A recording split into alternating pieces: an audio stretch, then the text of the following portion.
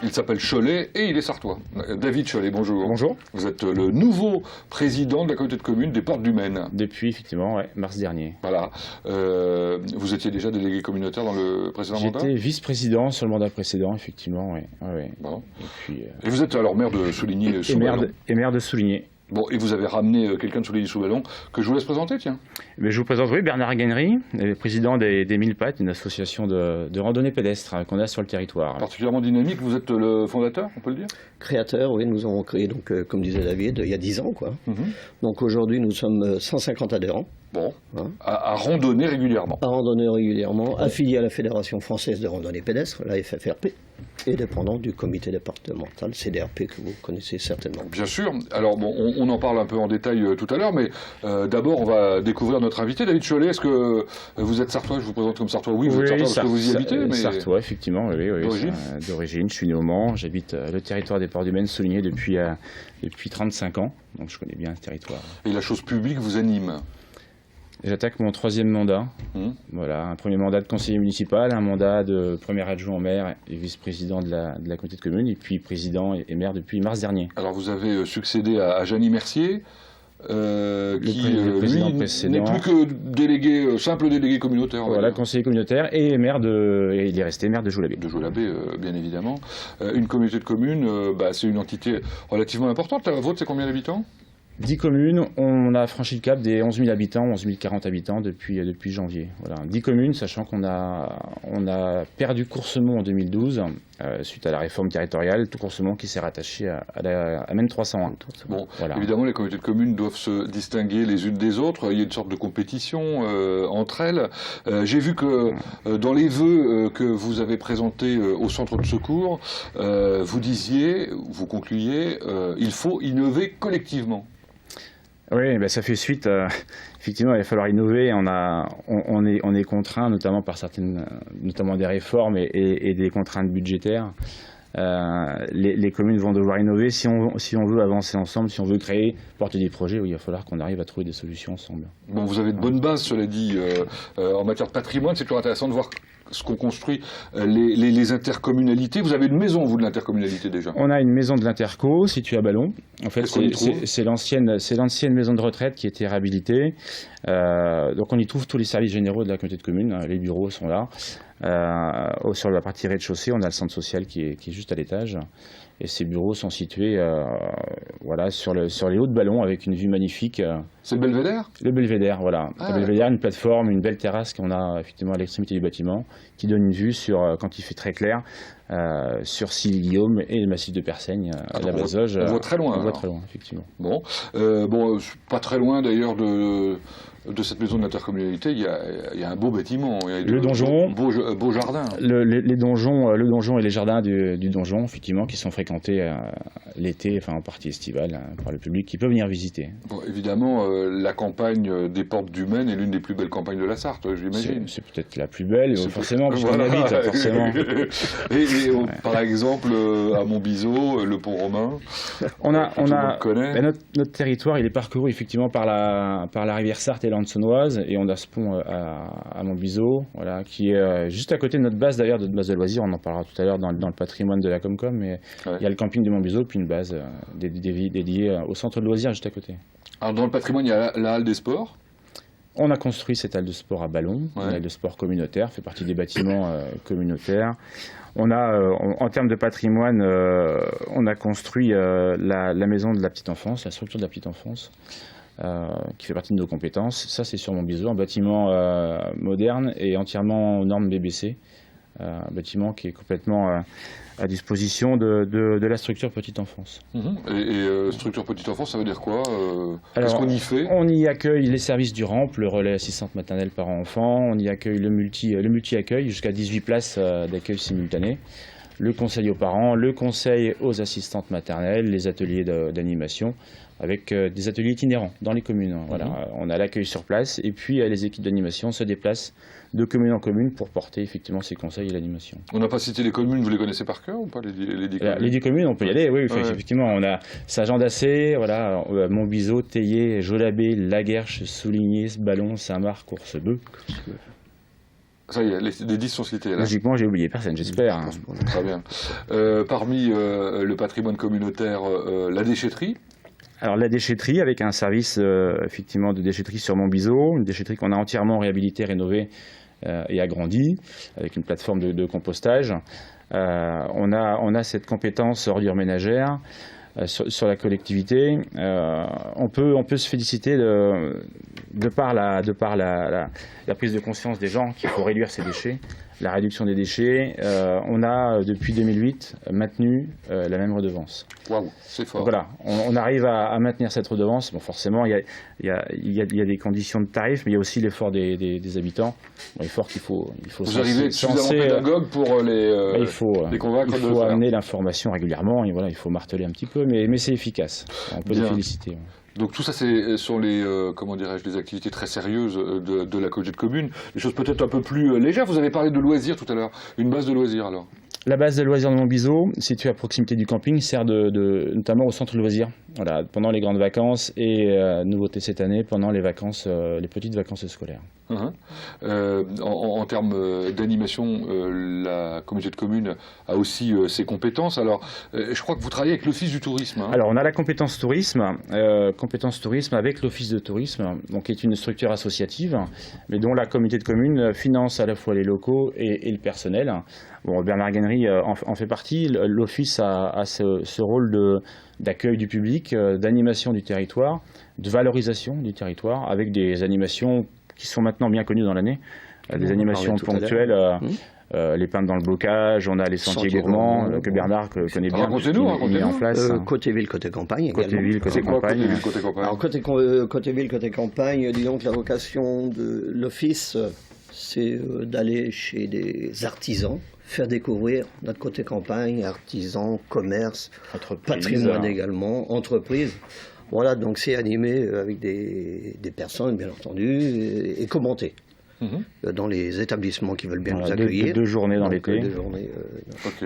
Vous parliez de peintres tout à l'heure. Peintres dans le bocage, une manifestation qui a lieu le week-end de Pâques.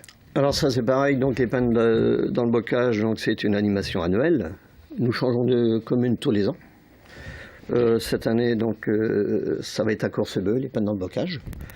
Et là, donc, tous les peintres, je dirais, enfin, une partie des peintres de France viennent le jour de la de Pâques. Le week-end de Pâques. Donc, ils se mettent dans des sites différents. Ils peignent votre belle campagne. Ils peignent la campagne, voilà. Et après, donc, il y a un concours, effectivement, il y a des prix décernés. Donc, ça s'appelle les peintres dans le bocage. C'est comme ça que dans son temps... Qui est animé par Michel Fourreau. On découvrira des tableaux... des aquarelles sur les ports du Maine, effectivement. Voilà, qui seront mis en valeur. On ne sait pas ce qu'elles deviendront. Hein. Bon, en tout cas... Dans votre volonté, il y a celui de mettre en valeur la nature à travers du tourisme pleine nature. C'est quoi ça? Alors, on a cette volonté-là. On a un bocage qui est magnifique, qu'on essaie de sauvegarder, de mettre en valeur. On a mis en place depuis quelques années, d'où la présence aussi de Bernard ce soir, c'est un partenariat avec l'association des Mille Pattes, à qui on a confié la fonction de nous proposer des chemins, débalisés, de réaliser une cartographie. On en est aujourd'hui pour la randonnée pédestre à 250 km de chemin. Il dit tout. Vous les avez tous fait, les 250 km? Oui, effectivement, nous avons un partenariat depuis 2008 avec la communauté de communes, qui à l'époque était M. Stouff, qui m'avait rencontré et m'a dit, M. Gaillet, ça serait bien, parce que donc avant c'était un employé communal, enfin intercommunal, qui faisait cette fonction-là d'aller dans les chemins. Mais aujourd'hui, il y a autre chose à faire, bien entendu. Et alors, je disais, les 250 km, vous les avez parcourus, vous, à pied? Oui, on fait tout, bien entendu, mais d'année en année. Oui, c'est ça. C'est donc progressif. Le but du pédestre, c'est que d'avoir des sentiers, si vous voulez, pratiquement au top, bien balisés, bien entretenus par la communauté de communes. Nous suivons uniquement le balisage. Donc, j'ai une équipe de 8 personnes, et tous les mardis, on se rejoint. et nous allons dans les chemins avec nos échelles, notre peinture, etc. etc. Et quand on voit les photos, on trouve ça incroyable, parce qu'on a l'impression que vous êtes en montagne par endroits. Là, oui, mais ça fait partie donc des randos mille pattes, puisque dans les mille pattes, si là je présente un peu l'association, il y a multi-activités, je vais dire, parce que nous avons des sorties, nous avons une 50aine de sorties l'année. D'accord. Donc avec des sorties handicapées, nous nous mettons à la disposition de certains centres d'handicapés, des sorties pédagogiques, donc les écoles de Souligné et autres. Et puis donc le partenariat, donc là voilà, je vois donc sorties handicapées. Voilà les conducteurs de Joëlette, quoi. Il faut 16-17 bénévoles à peu près en gros pour sortir ces jeunes handicapés des centres, aller dans les forêts, etc. Bah, les dons, c'est du travail. Et alors vous avez envie d'aller plus loin encore? On va plus loin. La même chose avec le VTT? Alors depuis l'an dernier, on s'est lancé dans la réalisation de circuits VTT. On avait des vieux circuits qui étaient, le balisage était plus bon. Donc on a proposé aux mille pattes s'ils étaient d'accord de nous accompagner, ce qu'ils ont accepté, donc on a reconventionné avec eux. Et là, on a validé avec eux en fin d'année le choix de 7 circuits avec Bernard 230 km. Cette nouvelle convention que nous avons signée donc avec la communauté de communes, donc elle a pris effet l'année dernière, en 2014, donc sur 230 km de circuits. Refaire une refonte intégrale de tous les circuits. C'est un boulot colossal. Avant, il y avait un topo guide, etc., mais ça devenait obsolète. Et puis, il fallait élargir surtout nos circuits VTT côté ouest. Du côté ouest, Saint-Jean-d'Assé, etc., Sainte-Sabine, où il n'y a rien. Et alors, le travail va être effectué en combien de temps, là, d'après vous? Donc là, nous avons un dossier de 3 ans. Peut-être qu'il nous faudra une 4e année. Mais en attendant, on peut quand même utiliser un certain nombre de sentiers qui existent. Pour l'instant, tous les sentiers sont utilisables, bien entendu. Sauf que vous n'avez pas encore la cartographie. Enfin, la cartographie, elle est faite. Donc nous avons 250 km, 230, pardon, excusez-moi, avec 7 circuits. Donc dans ces 7 circuits, on espère en labelliser 4 avec le Conseil général. Labelliser, ça veut dire quoi? Ça rentre dans une charte très très précise, très draconienne. Ils seront, au niveau de l'environnement. Ils seront distingués au niveau départemental et mieux connus aussi, j'imagine. Voilà. Et puis ils seront mis sur le site du Conseil général. Et les 3 autres sont complètement non labellisés, je veux dire. Il ne faut pas qu'on se quitte avant de parler de développement économique, parce que c'est quand même votre cheval de bataille, j'allais dire. Parce que le développement économique, ça attire du monde et ça développe des ressources aussi. On a une compétence économique. On avait fait le choix dès le départ de miser et de centraliser notre mission sur une zone d'activité, celle qui est située sur Joulabé. Les petites forges? Les petites forges, voilà. 140 emplois aujourd'hui. Aujourd'hui, c'est 18 entreprises, 140 emplois. Une petite zone qui s'est développée tranquillement, mais qui continue de se développer. Et puis alors là, vous avez décidé de créer un pôle tertiaire à La Guerche, non? La Guerche, oui. Fort de l'expérience qu'on avait de bâtiments qu'on a construits et mis en location sur la zone, on fait la même chose sur La Guerche. Mais là, ciblé en pôle tertiaire, donc c'est uniquement des bureaux. C'est un bâtiment qui va être agrandi, rénové. Situé près de la gare. Et vous êtes résolument moderne, donc la fibre optique. Et effectivement, alimenté en fibre optique, comme la zone d'activité d'ailleurs. La zone vous faites partie des communautés de communes qui ont décidé donc de suivre la proposition du Conseil général. On va certainement, oui, effectivement, adhérer au syndicat mixte. Après, on va voir à quelle vitesse on va développer le très haut débit. C'est pas encore tout à fait défini, mais on va améliorer effectivement cette chose. Et vous n'avez pas fini avec les zones, c'est incroyable. Ça vous a... Montbiseau aussi. Montbiseau, on a du terrain sur Montbiseau, et aussi proche de la gare, donc c'est des éléments qui sont importants. On a fait un gros travail sur les gares entre Montbiseau, La Guerche et Théier. On a réhabilité les parkings, on a aidé les communes à les réhabiliter.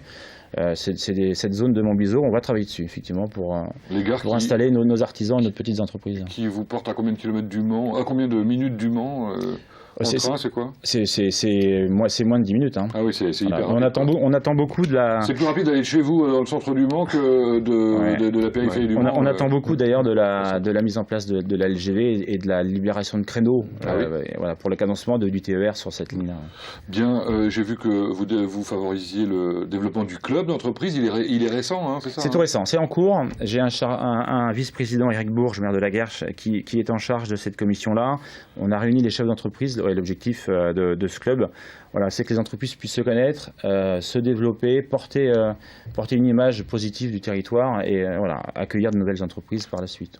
Et comme on n'a pas fini avec les projets, on ne peut que parler de la maison de santé pluridisciplinaire, parce que vous, comme les autres, vous avez peur de connaître des difficultés de démographie médicale, comme on dit. La difficulté, on la connaît depuis déjà quelques années. Hein. On avait vu avec les médecins. 2 médecins sont partis en retraite, nous ont remplacés. On a travaillé avec eux depuis pendant 2 années. On arrive aujourd'hui à la phase opérationnelle, c'est le dépôt du permis de construire, la construction de la maison de santé sur Ballon.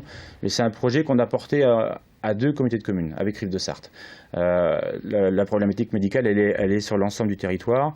Donc en fait, au final, on va avoir 2 maisons de santé pour couvrir le territoire, une à Saint-James qui est en cours de construction et une à Ballon, le chantier va démarrer à l'automne de cette année pour une livraison en 2016.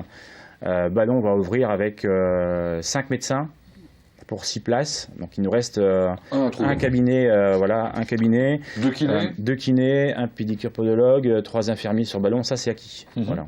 Bon, et puis alors si on se positionne un peu plus loin, à la fin de l'année, on ne sait pas très bien ce que deviendront les communautés de communes, puisque il est question dans les textes qui sont proposés d'avoir un seuil minimum de 20 000 habitants. Ouais, là, vous êtes la moitié, quoi, à peu près.